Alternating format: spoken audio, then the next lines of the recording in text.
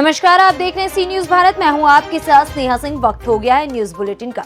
इस बुलेटिन में कहां व्यापारी के साथ हुई लूट का पुलिस ने किया खुलासा, कहां आबकारी के लोकसभा उपचुनाव के मद्देनजर अवैध मदिरा के विरुद्ध की गई कार्रवाई और कहां चोरों ने सरकारी स्कूल का ताला तोड़कर सामान किया पार। ऐसी तमाम खबरों पर विस्तार से करेंगे चर्चा। तो चलिए शुरू करते हैं खबरों का सिलसिला। बिजनौर में व्यापारी के साथ हुई लूट का पुलिस ने खुलासा कर दिया है। पुलिस ने लूट की योजना बनाते हुए बिजनौर काली मंदिर चौराहे के पास से चारों बदमाशों को गिरफ्तार कर लिया है। बदमाशों के पास से लूटी गई रकम व लैपटॉप तथा सभी सामान बरामद कर लिए गए हैं और पुलिस ने चारों बदमाशों को जेल भेज दिया है। 9 अक्टूबर को सायं 8:15 बजे के लगभग बिजनौर शहर के सिविल लाइन कस्बे में राजीव अग्रवाल नाम के एक व्यापारी के साथ में 4 बदमाशों ने लूट की घटना कारित किया। इसमें उनके लैपटॉप और 2,40,000 रुपये एवं अन्य सामान लूटा जाना बताया गया। एक नीरज भाटी और स्वाट टीम यहाँ के क्षेत्राधिकारी द्वारा 24 घंटे के अंदर इस घटना का अनावरण किया है। इसमें घटना में प्रयुक्त 2 मोटरसाइकिल, तमंचे, लैपटॉप 1,20,000 रुपया बरामद किया गया है। अभियुक्तों को गिरफ्तार करके जेल भेजा जा रहा है। इनके खिलाफ गैंगस्टर रेकी कार्रवाई कराई जाएगी और गिरफ्तार करने वाली अनावरण करने वाली टीम को 25,000 रुपये का पुरस्कार दिया जाएगा।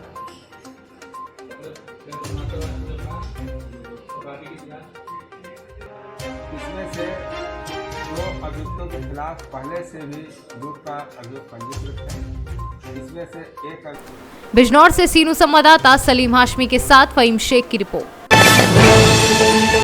खबर मध्य प्रदेश के देवास से है, जहां मुखबिर की सूचना के आधार पर ट्रैक्टर ट्रॉली से परिवहन करते हुए 20 पेटी देशी मदिरा प्लेन, 10 पेटी देशी मदिरा मसाला पुलिस ने बरामद कर लिया है।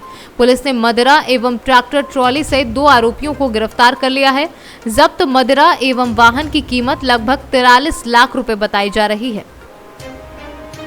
ये लोकसभा उपचुनाव के मद्देनजर अभी अवैध मदिरा के खिलाफ विशेष अभियान चला जा रहा है।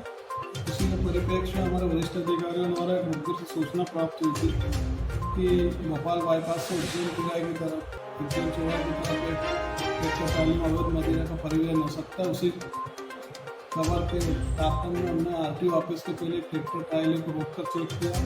उसमें 20 पेटी देसी मदिरा प्लेन और 10 पेटी देसी मदिरा मसाला बरामद की गई है। इसमें 2 आरोपी जितेंद्र और दूसरा युवराज दोनों निवासी कटाम्बा को गिरफ्तार किया गया है। जो जब्त मदिरा उसकी कीमत लगभग 1,30,000 रुपये। सर आपका नाम? प्रेम यादव, आपका रिपोर्ट। देवास से सीनू संवाददाता दिलीप सोलंकी की रिपोर्ट।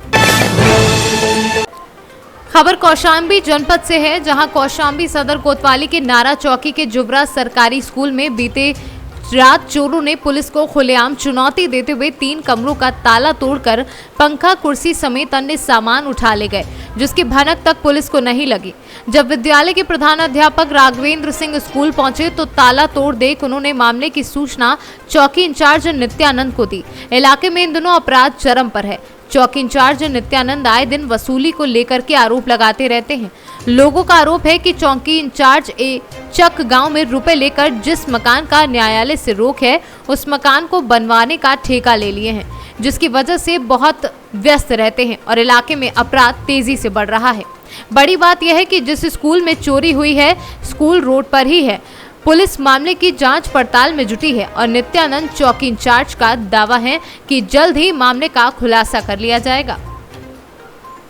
कौशाम्बी से सीनू संवाददाता हर्षित मिश्रा की रिपोर्ट। 2 पहिया वाहनों में मॉडिफाइड साइलेंसर लगाकर चलाना अब पड़ेगा भारी। मॉडिफाइड साइलेंसर युक्त वाहन चलाते पकड़े गए को भरना पड़ेगा 10,000 से 15,000 रुपए तक का जुर्माना। इसी क्रम में हाईकोर्ट के निर्देश के अनुपालन में RTO प्रवर्तन एवं प्रदूषण विभाग की टीम द्वारा कृष्णानगर मेट्रो स्टेशन के पास स्तर पर चेकिंग अभियान चलाया गया। बता दें कि ध्वनि प्रदूषण के मद्देनजर हाईकोर्ट का सख्त निर्देश है कि चेकिंग अभियान चलाकर मॉडिफाइड साइलेंसर युक्त वाहनों का चालान काटा जाए। अब 2 पहिया वाहनों में साइलेंसरों की तड़तड़ाहट वाहन स्वामियों को भारी पड़ेगी। बता दें कि शहर में ज्यादातर रॉयल एनफील्ड बुलेट मोटरसाइकिल में लोग मॉडिफाइड साइलेंसर लगाकर चला रहे हैं, इसलिए चेकिंग अभियान के दौरान ज्यादातर बुलेट मोटरसाइकिल को टारगेट किया जा रहा है। इसके अलावा अन्य दोपहिया वाहनों में भी तेज आवाज पाई गई तो उस वाहन का भी चालान काटा जाएगा। आइए देखते हैं इस चेकिंग अभियान को लेकर ARTO प्रवर्तन अंकित शुक्ला ने क्या कुछ कहा। हम जैसा कि वन प्रदूषण को लेकर वाहनों की चेकिंग हो रही है, क्या संदेश देना चाहती हैं आप? जी, माननीय उच्च न्यायालय के द्वारा ये निर्देशित है कि जो भी ये दोपहिया वाहन मॉडिफाइड साइलेंसर लगा के चल रहे हैं जिससे कि ध्वनि प्रदूषण बहुत ज़्यादा फैल रहा है, उसको लेकर सख्त निर्देश दिए गए हैं। और ऐसे में हम लोग यहाँ पर परिवहन के साथ साथ प्रदूषण की भी टीम है यहाँ पर प्रदूषण विभाग की, और हम लोग ज्वाइंट चेकिंग के द्वारा जो भी मॉडिफाइड साइलेंसर आ रहे हैं या जिनका भी ध्वनि स्तर स्टैंडर्ड से ज़्यादा आ रहा है उनका चालान कर रहे हैं हम लोग। अब तक आज चेकिंग में कितने वाहन लगभग चेक हुए होंगे और कितने मॉडिफाइड हुए? अभी हम लोगों ने कुल 5 वाहनों को चेक किया जिसमें एक का चालान किया है, बाकी तो भी सही पाए गए हैं।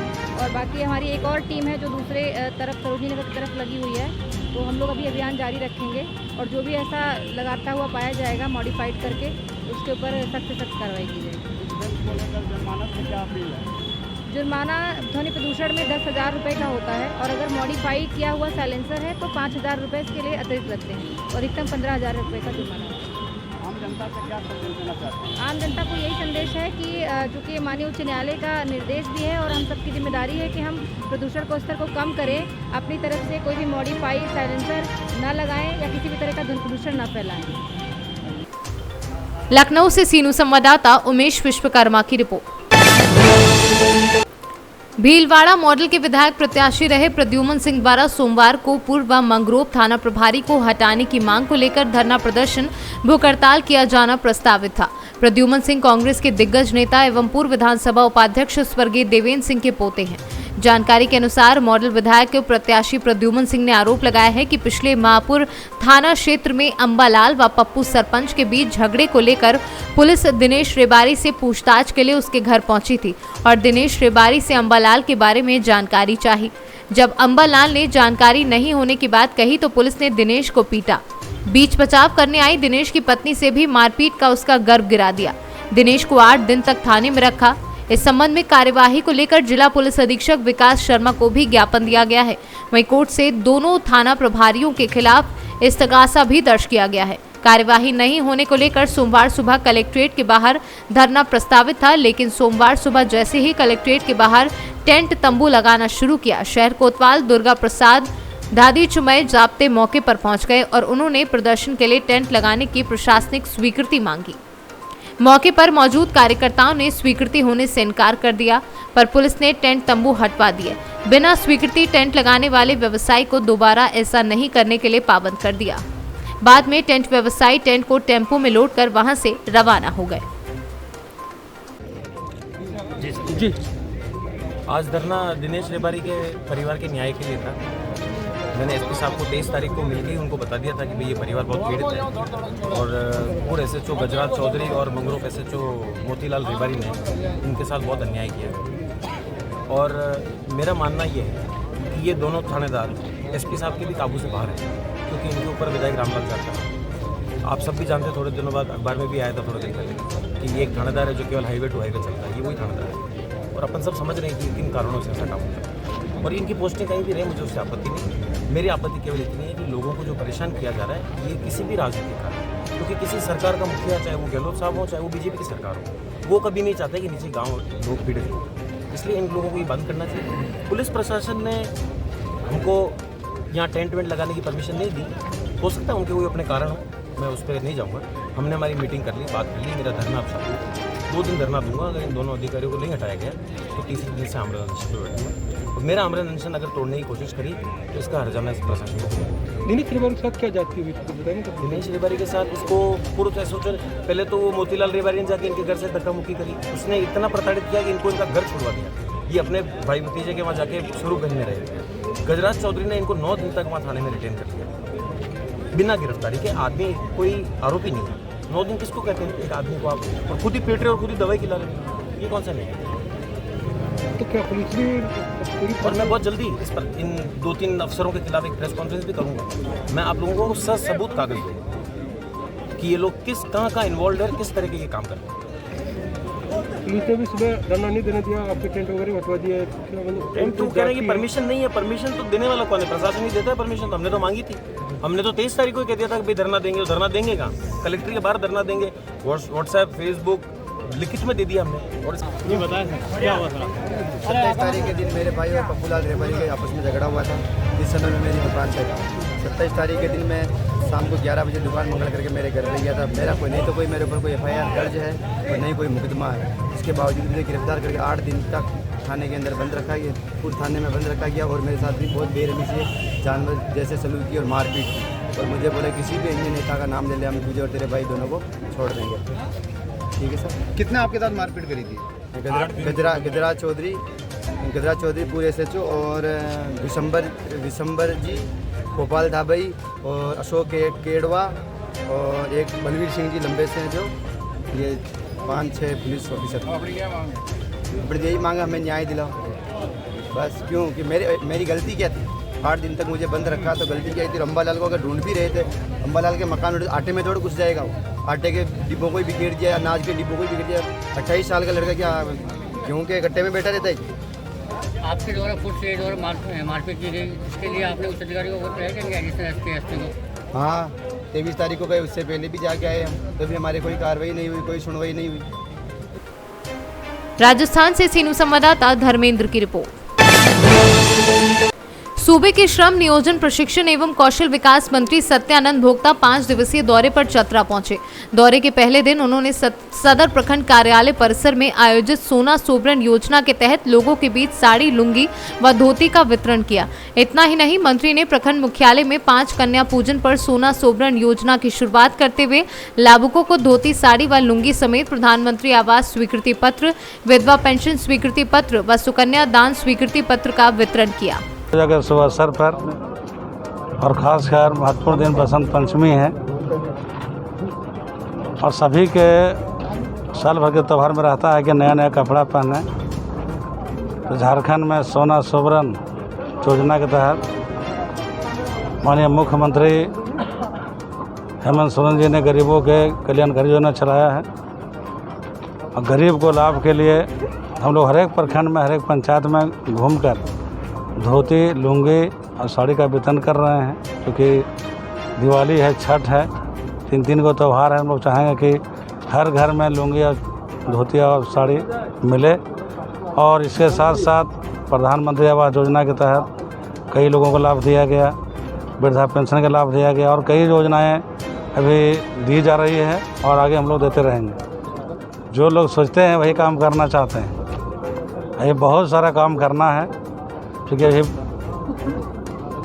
5 दिन अभी और जब दुर्गा पूजा समाप्त होगा उसके बाद हम लोग और तेजी से काम करेंगे। चतरा से सीनू संवाददाता शराफत अली की रिपोर्ट। झारखंड के मुख्यमंत्री हेमंत सोरेन ने और वित्त मंत्री, खाद्य आपूर्ति मंत्री श्री रामेश्वर उरांव राज्य सरकार गरीबी रेखा से नीचे रहने वाले लोगों को सिर्फ 10 रुपए में धोती, साड़ी, लुंगी देने के लिए सोना सोबरन साड़ी योजना का पलामू जिले के मोहम्मदगंज प्रखंड अंतर्गत के रामबांध पंचायत के बल्डी हरी गांव के पीडीएस दुकानदार तौफीक खान के द्वारा धोती, साड़ी, लुंगी वितरण किया गया। जैसा कि डीलर तौफीक खान ने बताया कि कोई भी गरीब इस योजना से वंचित नहीं रहेगा। ये काम करेंगे और आगे भी करेंगे। जैसा कि क्षेत्र के ग्रामीणों ने पीडीएस दुकानदार को तौफीक खान को आभार जताया। ग्रामीणों ने ये भी बताया कि सरकार की ओर से कोई भी योजना आती है, हमें डीलर के द्वारा जल्द से जल्द योजना का लाभ मिलता है। धोती और साड़ी, धोती और साड़ी जो वितरण की किस योजना के तहत? ये योजना है सोना सोबरन योजना के तहत मुख्यमंत्री के योजना के आदेश से ये वितरण। कितना साड़ी, कितना धोती आया है आपके पास? हमारा जन वितरण प्रणाली में 501 साड़ी, 200 लुंगी, 300 धोती वितरण हमको करना है। आपके उपस्थिति में आज क्या क्या वितरण हुआ? साड़ी, लुंगी, धोती और साड़ी, धोती, लुंगी। किस योजना के तहत? सोना सोबरन। आप क्या हैं? मुखिया जी हैं। तो किस पंचायत? रामबन पंचायत के मुखिया श्रीमती सरिता। झारखंड से सीनू संवाददाता सत्येंद्र कुमार विश्वकर्मा की रिपोर्ट। बड़ी खबर मुजफ्फरपुर जिले के बंदरा से है, जहां बड़गांव पंचायत के बड़गांव वार्ड संख्या 6 में जल भरे गड्ढे में डूबने से एक बच्ची की मौत हो गई, जिसकी पहचान राम बाबू महतो के 8 वर्षीय पुत्री अमृता कुमारी के रूप में हुई है। घटना का कारण शौच जाने के क्रम में पांव फिसलने को बताया गया है। इस मामले में पीआर थानाध्यक्ष रवि कुमार गुप्ता ने बताया कि घटना की सूचना पर दारोगा भिखारी रजक को पुलिस बल के साथ भेजा गया है। कागजी प्रक्रिया बाद शव को पोस्टमार्टम के लिए SKMCH भेज दिया जाएगा। मौके पर बड़गांव पंचायत के निवर्तमान मुखिया शंभू शाह, सरपंच लाल बाबू सहनी, पूर्व प्रमुख दीपक चौधरी, मोहम्मद सत्तार सहित कई अन्य लोग भी उपस्थित थे। ये एक लड़की जो है डूब के मर गई है, उसी के लिए। कौन सा जगह है? बड़गांव। कितने वर्ष की थी लगभग? 8 वर्ष की। क्या चीज में डूबी? घर का दाह था, उसी में डूब गई। मुजफ्फरपुर से सीनू संवाददाता गंधीर कुमार झा की रिपोर्ट। जम्मू के पुंछ जिले के चमरेड़ जंगलों में सुरक्षा बलों और आतंकवादियों के बीच मुठभेड़ शुरू हो गई है। अधिकारियों ने बताया कि सूरनकोट सब डिवीजन में मुगल रोड के पास स्थित चमरेड़ जंगलों में सुरक्षा बलों को आतंकवादियों की मौजूदगी की सूचना मिली थी। अधिकारी ने कहा कि सूचना के बाद पूरे इलाके में पुलिस और सेना की टीमें मौके पर पहुंच गई हैं। पुंछ से सीनू संवाददाता सुनील आनंद की रिपोर्ट। तीर्थकर के प्रतिनिधि आध्यात्मिक शक्ति स्रोत आचार्य श्री महाश्रम जी का पावन प्रवास आदित्य विहार तेरा पंथ नगर में पूरे आध्यात्मिक उत्सव के साथ गतिमान है। नवरात्रि का पावन पवित्र पर्व जप तप अगम स्वाध्याय और मंत्र साधना के साथ सुव्यवस्थित रूप से चल रहा है। पूरा नगर श्रद्धा भक्ति के भाव से ओतप्रोत है। शांति दूत परम पूज्य आचार्य श्री महाश्रम जी ने ठाण आधारित प्रवचन मालाओं में धर्म को अनेक संदर्भों में प्रयुक्त करते हुए बताया कि धर्म आत्मा शुद्धि का साधन है। धर्म का एक तात्पर्य व्यवस्था भी होता है। राजस्थान से सीनू संवाददाता धर्मेंद्र कोठारी की रिपोर्ट। फिलहाल इस न्यूज बुलेटिन में बस इतना ही। देश विदेश की ऐसी तमाम खबरों को देखने के लिए बने रहें सी न्यूज भारत के साथ। हर खबर आपके साथ, आपके हाथ।